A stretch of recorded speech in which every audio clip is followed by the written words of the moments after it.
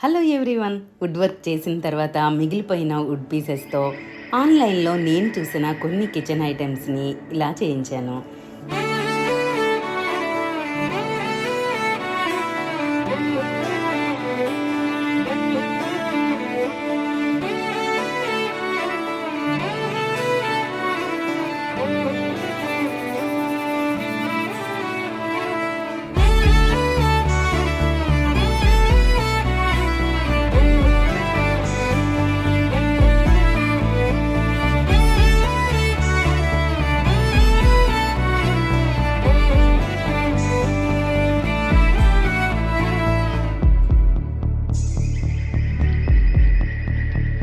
కనులకు తెలియని కలలను కంటున్నా,